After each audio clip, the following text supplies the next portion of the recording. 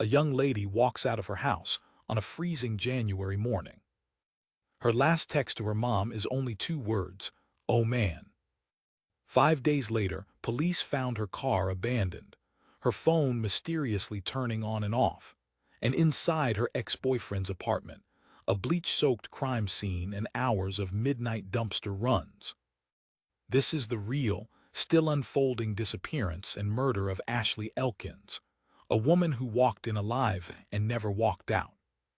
This is the story of Ashley Elkins, a case so recent, it's still unfolding in Michigan courtrooms right now. And I promise you, what you're about to hear will stay with you long after this video ends. I'm bringing you every detail investigators uncovered, every piece of evidence, every chilling search on a killer's phone. Before we begin, if you're drawn to true crime stories that demand justice, hit that subscribe button and turn on notifications. You're going to want to follow where this case goes. January 2nd, 2025, Warren, Michigan. The temperature hovered just above freezing that Thursday morning. Most people were still shaking off the New Year's celebrations, getting back into their routines. For 30-year-old Ashley Elkins, it was just another day, errands to run, things to take care of. Ashley was a young mother doing everything in her power to build a stable life for her 2 sons, ages 7 and 10. She ran a hair styling business from her home, kept close relationships with her family, and above all else, those boys were her entire world. Everything she did, every decision she made, revolved around giving them the best life possible. That Thursday morning seemed ordinary enough. Ashley left her sons with her younger sister, Alexis, kissed them goodbye, grabbed her keys, headed out in her silver Chevrolet Malibu to knock out a few quick tasks before getting back to them. At 8 o'clock in the morning, surveillance cameras at a local 7-Eleven captured Ashley pulling into the parking lot. She was wearing an orange shirt, black jacket, and dark jeans. Just another customer grabbing coffee or a snack on a Thursday morning. Nothing unusual. Nothing that would suggest what was about to unfold. Throughout the morning, Ashley exchanged text messages with her mother, Monica, normal conversation, the kind of back and forth any mother and daughter would have. Check-ins, updates, nothing that raised any red flags. Until 9:06 in the morning. Monica sent her daughter a text message about a dream she'd had the night before, a disturbing dream that Ashley's car had been stolen. It was one of those vivid nightmares that stick with you after you wake up, the kind that feels almost like a premonition. The response Monica received made her stomach drop. "Oh man." That's it, 2 words, nothing else. Monica stared at her phone. Something was wrong. That wasn't how Ashley texted. That wasn't how Ashley spoke. Those 2 words felt hollow, distant, wrong. She tried to FaceTime her daughter. No answer. She called straight to voicemail. Monica got in her car and drove to Ashley's house, but Ashley was already gone. Hours crawled by. No calls, no texts, complete radio silence. Then, later that afternoon, another family member received a text message from Ashley's phone saying she was heading to a specific beauty supply store. But shortly after that message was sent, Ashley's phone went completely dark, turned off. Later it powered back on briefly, but there was no communication, no explanation, no follow-up messages, just nothing. Ashley's family did what any of us would do in that situation. They weren't going to sit around waiting. They used the Find My iPhone app to track her location. The last ping came from an apartment complex on Pinehurst Street in Roseville, Michigan. And when they saw that address, their hearts sank. They recognized it immediately. It was the home of Ashley's ex-boyfriend, 32-year-old DeAndre Booker. Ashley and DeAndre had dated for approximately 1 year. During that time, he became woven into the fabric of her family. He spent the holidays with them, sat at their dinner table. Monica cooked for him. He bonded with Ashley's 2 young sons, took them for haircuts, played basketball with them in the driveway, helped babysit when Ashley needed to run errands. By all accounts, Monica and the rest of Ashley's family thought DeAndre might actually be the one. They thought he was going to marry her. They welcomed him with open arms, trusted him, accepted him as part of their family. But the relationship ended in September of 2024. And after the breakup, Ashley made a very conscious, very deliberate decision to distance herself from DeAndre. When he called, she didn't answer. When he reached out, she didn't respond. She had moved on with her life. But DeAndre hadn't. In the weeks leading up to her disappearance, Ashley confided in family members about something that deeply unsettled her. She believed DeAndre was following her, watching her, tracking her movements. Then, just 2 days before she vanished, DeAndre did something that crossed a serious line. Ashley ran her hair styling business from home. Clients would book appointments, come to her house, and she'd take care of them in her home salon setup. It was convenient, it was professional, and it allowed her to be close to her boys. DeAndre knew this, so he made a fake appointment under a different name. When the doorbell rang, Ashley answered, expecting a client. Instead, she found DeAndre standing on her doorstep. She was caught off guard but tried to stay calm.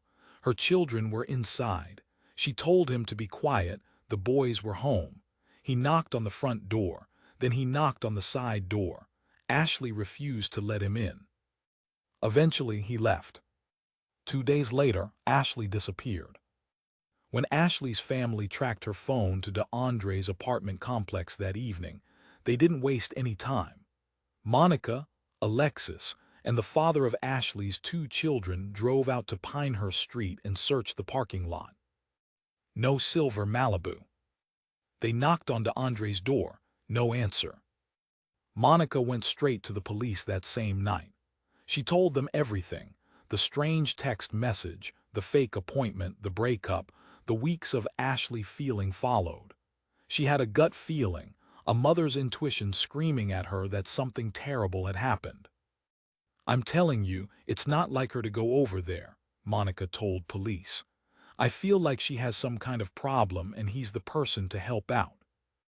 But even Monica, with all her fears and suspicions, couldn't have imagined what investigators were about to uncover. 5 days after Ashley disappeared, her silver Malibu was found. It was parked in the lot of an apartment complex near 13 Mile and Little Mac in Roseville, roughly 4 miles from DeAndre's building. The keys had been left on the front seat. Ashley's family was out on the streets by this point, handing out flyers, pleading with anyone who might have seen her, desperately searching for answers. She loves her family, her kids. One family member told the local news through tears. She would never just disappear for this many days. Meanwhile, investigators were working around the clock, piecing together Ashley's movements from the morning of January 2nd. And what they found on surveillance footage sent chills down their spines. A security camera positioned to face the parking lot of DeAndre's apartment complex captured Ashley arriving that morning around 9 o'clock. She was still wearing the same outfit from the 7-Eleven, orange shirt, black jacket, dark jeans. She parked, she got out of her car, she walked toward the building. But here's where things get disturbing. A few hours later, just after noon, that same camera captured 2 figures walking toward Ashley's Malibu. One was clearly a man wearing dark jeans, a black coat, and a black hat. The build, the gait, everything matched DeAndre's description. The other figure appeared to be a woman, but she was wearing completely different clothing than Ashley had been wearing earlier that morning. The angle of the camera didn't allow for a clear facial identification, but investigators noticed something strange in the body language. There was a brief pause when they reached the car, some kind of exchange between them. Then the woman got into the driver's seat. The man got in the passenger side. They pulled out of the complex, turning left. The car never came back. So who was this woman? And why was she wearing different clothes than Ashley? That question would haunt the investigation for weeks, until the disturbing truth finally came to light. 2 days after Ashley went missing, DeAndre Booker made a phone call to the Roseville Police Department. He reported that he suspected someone had broken into his apartment. He said he hadn't stayed there the night before. He said he wasn't home, and when officers arrived to investigate, he didn't meet them at the door. When police showed up at the Pinehurst Street address, they found the door to DeAndre's unit unlocked and sitting slightly ajar. Since he'd reported a possible break-in, they let themselves inside. What they found made their blood run cold. The moment they stepped into that apartment, they were hit with an overwhelming smell. Bleach, strong, chemical, unmistakable, the kind of smell that makes your eyes water, the kind of smell that tells you someone scrubbed this place recently, thoroughly. In the living room, sitting on the couch, was a pair of yellow rubber gloves, discarded, like someone had just finished a job. A laptop and headphones sat out on the table in plain sight. Clearly, nothing of value had been taken. This wasn't a burglary. But it was in the bathroom, where every alarm bell in those officers' heads started screaming. 2 bottles of bleach sat out, one on the counter next to the sink, and a second one on the floor right next to the bathtub. The shower curtain was missing, completely gone. The drain plug was sitting in the middle of the tub, not in the drain where it should be, but just lying there in the center. And inside the drain itself, officers could see small bits of debris. Using a pair of tweezers, one of the responding officers carefully pulled out what he could see. Remnants of a blood-like substance, several strands of hair. And then they started looking more carefully. Small spatter stains, tiny droplets, on the bathroom tiles, on the side of the bathtub, on the baseboards along the floor, on the back of the bathroom door. The countertop around the sink had been wiped meticulously clean, but whoever did it missed the cabinet doors below. Blood spatter, right there in plain view. Officers followed the trail out of the bathroom and down the hallway. More spatter on the closet door, more on the walls. In the kitchen, they found a box of heavy-duty garbage bags, the kind you use for yard work or construction debris. Several bags were missing from the box. There was also a second set of bags, lighter pink-colored ones, that appeared to be used throughout the rest of the apartment for regular trash. The kitchen waste bin was completely empty, but a fresh heavy-duty garbage bag had been placed inside, like someone was starting over, resetting the scene. A mop leaned against the wall, showing obvious signs of recent use. Later, a forensic team came in and applied luminol solution to the walls and floors. Luminol reacts with blood, even trace amounts that have been cleaned or wiped away. When they turned off the lights and sprayed the solution, the bathroom and hallway lit up like a constellation. The reaction revealed the true extent of the cleanup effort. This place had been scrubbed within an inch of its life. A plumber was called in to dismantle the pipes underneath the bathtub. From the drain, they pulled out 3 items. A bullet fragment, 1 silver hoop-style earring, and a small clump of hair. Then underneath the couch in the living room, police found a handgun. It was registered to DeAndre Booker. The evidence was overwhelming. The conclusion was unavoidable. Ashley Elkins had entered that apartment on the morning of January 2nd, 2025. She never left alive. If you're still watching at this point, I need you to do something for me. Drop a comment below that says "Justice for Ashley." Let's see how many of you are truly invested in this case. And if you haven't already, hit that subscribe button, because this story gets even darker and you're going to want to see how it unfolds. Let's continue. The same security camera that captured Ashley entering DeAndre's apartment complex also recorded his movements throughout the rest of that day and deep into the night. And what it captured was methodical, calculated, chilling. At approximately 3 o'clock in the afternoon, DeAndre was seen on camera carrying what appeared to be a large cardboard box toward a dumpster positioned in the far corner of the parking lot. He walked with purpose, dropped it in, walked back. Hours passed. Darkness fell over the complex. At 11:11 p.m., a shadowy figure crossed the street toward the 7-Eleven convenience store. A few minutes later, the same figure returned, this time pushing a shopping cart.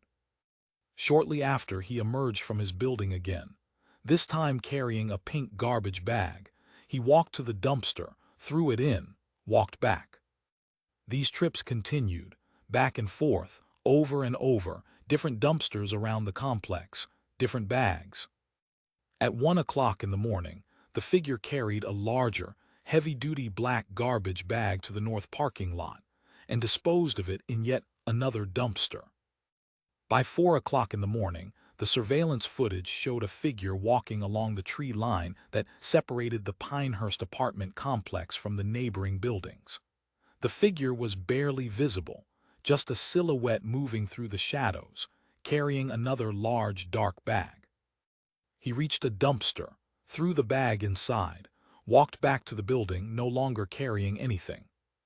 But the most disturbing footage came just after 4 o'clock in the morning on January 3rd. DeAndre emerged from his building once again, but this time, the shopping cart he was pushing wasn't empty. He first walked toward a dumpster on the left side of the parking lot but found a fence blocking his direct path. He stopped, backtracked, then pushed the cart along a different walkway to the right side of the screen, eventually making his way to a dumpster positioned in the far left corner of the camera's field of view. His movements at this point were almost entirely concealed by darkness. The streetlights didn't reach that far, but forensic video analysts enhanced the footage, studying the shadows, the silhouettes, the subtle movements. And what they saw was this: DeAndre attempting to lift a heavy object from the shopping cart into the dumpster. He struggled. The object was too heavy. It slipped from his grip and fell to the ground.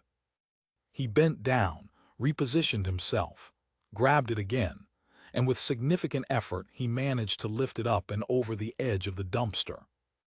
Then he appeared to empty several more items from the cart into the bin. DeAndre remained at that dumpster for nearly 5 full minutes. It was just before 5 o'clock in the morning when he finally walked away. By the time police uncovered this surveillance footage and realized what they were looking at, the garbage collection had already taken place. Whatever DeAndre had spent hours disposing of in those dumpsters throughout the night, whatever he'd struggled to lift into that final bin at 4 in the morning, was gone, already picked up, already transported away. But forensic teams don't give up that easily. Police seized the dumpsters themselves and began painstakingly analyzing every surface, every corner, every trace left behind. And they found something. Blood. Dried blood residue in the bottom of one of the containers. They collected samples, sent them to the lab for DNA testing. The results came back as a match to Ashley Elkins. The same was true for the samples collected from inside DeAndre's apartment. Ashley's DNA was found in the bathroom, in the hallway, throughout the unit. The match was overwhelming, undeniable. At a press conference shortly after, Ashley's family received the news they'd been dreading, but somehow already knew in their hearts. An official stood at the podium and confirmed what the evidence had revealed. Based upon that evidence, Ashley was murdered. They don't have her body at this time. They do have good leads on where her body is. They have a strong suspicion of where she may be. Ashley's mother, Monica, sat in that room surrounded by family, devastated beyond words. When a reporter asked about her grandsons, her voice cracked. The boys 10, 7 years old won't have a mom anymore. No, they won't. What happens next for them? Monica took a breath. It's going to take a lot of family. Everyone here is going to take the love and support of the family. They do have their father, they have grandparents. Everyone's going to embrace them and support them. The healing starts now. But for investigators, the work was far from over. Investigators traced the route the garbage trucks took from DeAndre's apartment complex. Trash from those dumpsters was first transported to a transfer station on Grosbeck Highway in Roseville. From there, it was loaded onto larger trucks and taken to its final destination, Pine Tree Acres Landfill in Lenox Township. The landfill is massive. It covers over 370 acres of land. But investigators had narrowed down a specific area based on the timing of the garbage pickup, the route the trucks took, and where that particular load would have been dumped. They targeted an area of 6.5 acres. Still enormous, still overwhelming, but it was their best shot. Beginning on January 13, 2025, and continuing for 5 straight days, officers from 15 different law enforcement agencies descended on that landfill. 15 agencies, dozens and dozens of officers, all working together. They combed through that 6.5-acre section systematically, sifting through garbage 2 inches at a time. Literally 2 inches. Sorting, searching, hopping to find anything, items linked to the murder, pieces of evidence, clothing, or if they were fortunate, Ashley's remains. It was grueling, heartbreaking work. "We got some objects we're taking back for processing," one official told reporters during the search. "We're not sure if they're related to the case or not, so we've got to do some more work on that. I think we're in the right spot. We just have more work ahead of us." After a full week of searching, the effort ceased. No remains were found. In the days immediately following Ashley's disappearance, before all of this evidence came to light, investigators had spoken with DeAndre over the phone on 2 separate occasions. He told them that Ashley came by his apartment on the morning of January 2nd. According to him, she just wanted to talk. Sometimes she did that, he claimed, just dropped by to chat. He told investigators that she left his apartment later that same day, and he hadn't heard from her since. When they asked him directly, was she wearing the same clothes when she left as when she arrived, he said yes. When they asked, did she leave in her silver Malibu, he said yes. Both statements were lies, easily provably false. And investigators knew it. So while they continued compiling evidence for a murder charge, while they searched the landfill, while they built their case piece by piece, they arrested DeAndre Booker on a charge that would hold him in custody, lying to a peace officer. DeAndre was eventually located at a girlfriend's home in Flint, Michigan, about an hour's drive north of Roseville. Law enforcement had been able to track his movements after he left his apartment complex, using a combination of surveillance cameras and cell phone data. At just before 6 o'clock in the morning on January 3rd, after spending the entire night disposing of evidence in multiple dumpsters, an Uber driver picked DeAndre up outside the Motor City pawn shop, which was located near his apartment. Surveillance cameras from the pawn shop showed him throwing a few more items into their dumpster before getting into the Uber. The driver took him to Flint, where he'd been hiding out ever since. When police raided the girlfriend's house and arrested him, they found clothing that matched exactly what the figure in the surveillance footage had been wearing: a black coat with a fur-lined hood, dark ripped jeans, and a black hat. They also seized his cell phone. And when they obtained a search warrant to access the data on that phone, what they found was absolutely bone-chilling. The search history on DeAndre Booker's phone painted a horrifying picture of premeditation, intent, and desperate attempts to cover his tracks. Beginning on December 29, 2024, just 2 days before he booked that fake hair appointment to try to trick his way into Ashley's home, DeAndre searched the following: 9mm silencer, Roseville, Michigan. Murder out of rage. After Ashley turned him away from her house on December 31st, his searches became even more disturbing. Shotgun through pillow. Can you track location when phone is off? And then, perhaps most revealing of all, what happens to trash after it's picked up?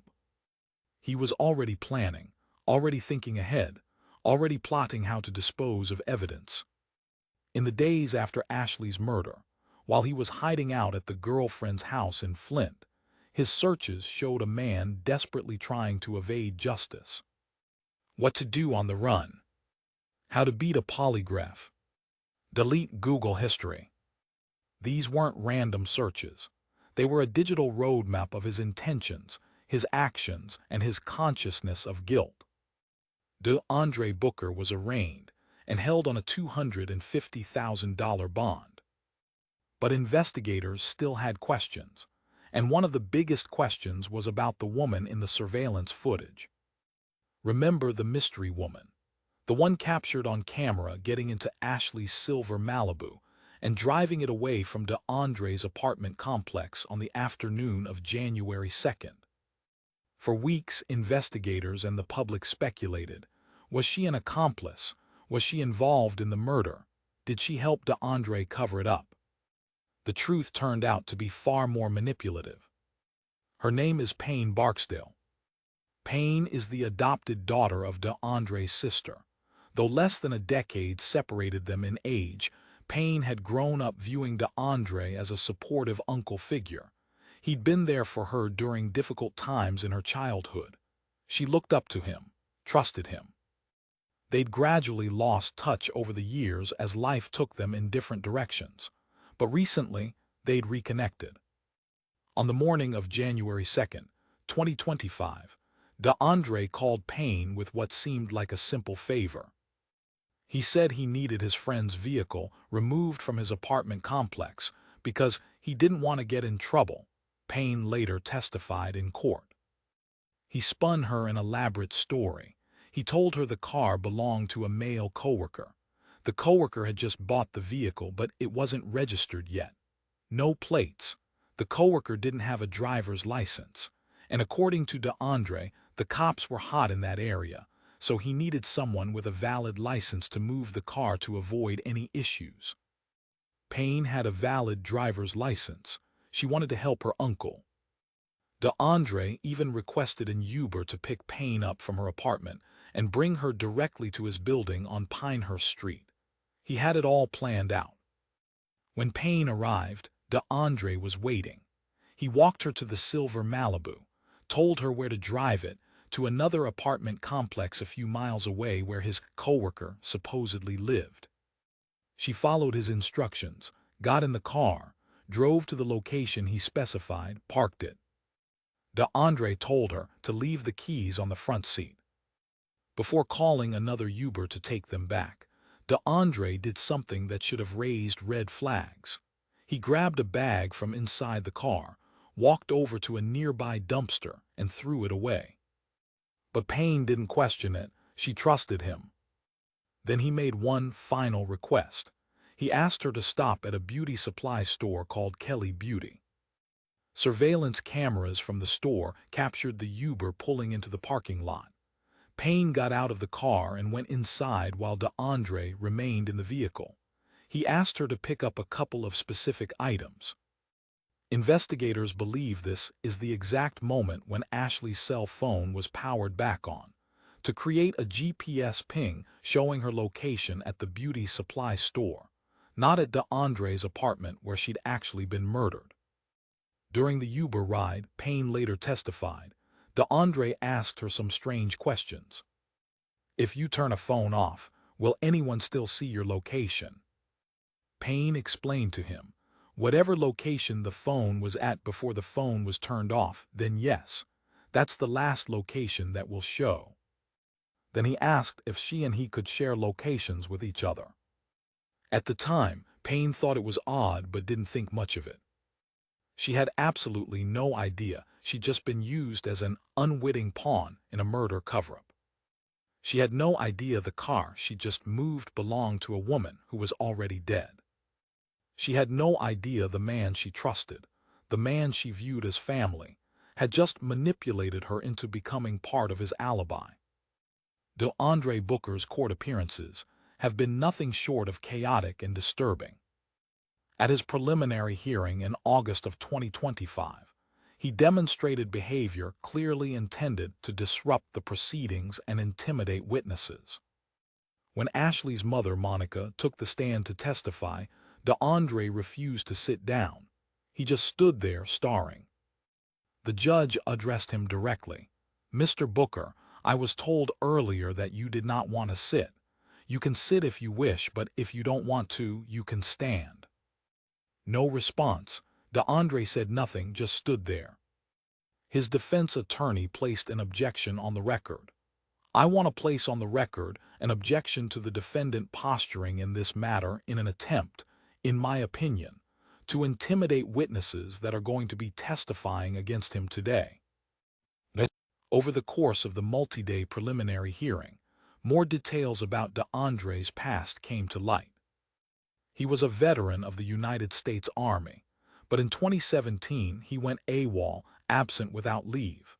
He was later dishonorably discharged. State prosecutors revealed he had prior criminal convictions for both larceny and fraud. At the time of his arrest, the 32-year-old was unemployed. During several days of the hearing, DeAndre routinely refused to get dressed. He refused to leave his jail cell to attend the proceedings in person. Court officials tried to connect him to the courtroom via video link, so he could at least participate remotely. But even that didn't work. When they turned on his video feed, DeAndre was often lying on his bunk, partially covered with a blanket, screaming and cursing at the top of his lungs. "Let me go, let me go." Every time they unmuted his audio, the courtroom was filled with his screaming. At one point, the judge said with visible frustration, "It's real clear to the court that Mr. Booker is screaming. He's in the jail cell. Rather than just listen to that, I don't know if you can hear us there, but if you would have it muted, please." They muted him and continued without him. Despite his disruptive behavior, state prosecutors methodically outlined their case through testimony from responding officers, detectives, forensic technicians, and DNA analysts. They presented over 200 pieces of evidence. 200. Forensic analysis, surveillance footage, DNA matches, phone records, search history, witness testimony. The case against DeAndre Booker was overwhelming. After reviewing the sheer volume of evidence presented, Judge Bodker agreed with the defense's request to extend his ruling. He wanted time to thoroughly review the full court transcripts and every single piece of evidence before making a final decision. This review process is expected to take several months. Once completed, further arguments will be presented, and a decision will be made about whether DeAndre Booker will proceed to trial for the murder of Ashley Elkins. Before we get to the final part of this story, I want to ask you something. If you've made it this far, if Ashley's story has moved you, if you believe her family deserves justice, please take a second to hit that like button. It helps more people see this case. And if you haven't subscribed to Cold Case Crimes yet, do it now. We cover cases that need attention, cases that deserve to be remembered. Don't miss the next one. Now, let's talk about the question that still haunts everyone involved in this case. For Ashley Elkins' family, the investigation provided many answers. They know what happened to her. They know who's responsible. They know the evidence is overwhelming. But they don't have complete closure, because Ashley's body has never been found. And there's one question that still lingers, one question that haunts her mother, her sister, her sons, and everyone who loved her. Why? What could have possibly caused the rage toward Ashley that DeAndre referenced in his internet searches just days before she disappeared? What motive could he have had to take his ex-girlfriend away from her children forever? Ashley's family members have spoken publicly, their voices shaking with grief and disbelief. One family member said, I thought he was the one who was going to marry her. He was good to her kids. He played ball with them. He took them for haircuts. He was always in my house. I cooked for him. He was part of the family, so I'm just really shook that he would do something like this." Another family member addressed DeAndre directly, even though he'd never hear it. "We accepted you into our family. You met her grandmother. You met her aunts. You met all of her father's side of the family. You were good to those boys. You didn't think about how it would affect them. The ones you got haircuts for. The ones you babysat when she had to run errands. The ones you played ball with in the park. You didn't care about them." A GoFundMe page was created in Ashley's memory. The money raised is going directly into a trust fund for her two young sons, who are now growing up without their mother. They remain in the care of their father and extended family members, who are doing everything they can to provide love, stability, and support during an unimaginably difficult time. As of today, as of the recording of this video, Ashley Elkins has not been found. Her case remains open. Her family continues to search for answers. And her two boys continue to grow up asking questions that no child should ever have to ask. That's the tragic story of Ashley Elkins. A 30-year-old mother, a daughter, a sister, a businesswoman trying to build a better life. Taken far too soon by someone she once trusted, someone her family welcomed into their home. Thank you for watching this case with me. I know stories like Ashley's are difficult to hear, but they're important. They need to be told. Victims like Ashley deserve to be remembered, and their families deserve justice. If this story impacted you, I want you to take a moment and reflect. What do you think should happen next in this case? Do you believe DeAndre Booker will be convicted? Do you think Ashley's remains will ever be found? Drop your thoughts in the comments below. I read every single one, and I want to hear from you. And if you think this case was shocking, wait until you hear the story coming in our next video. Subscribe to Cold Case Crimes for more true crime stories that stay with you long after the video ends. Stories that make you think. Stories that demand justice. I'll see you in the next one.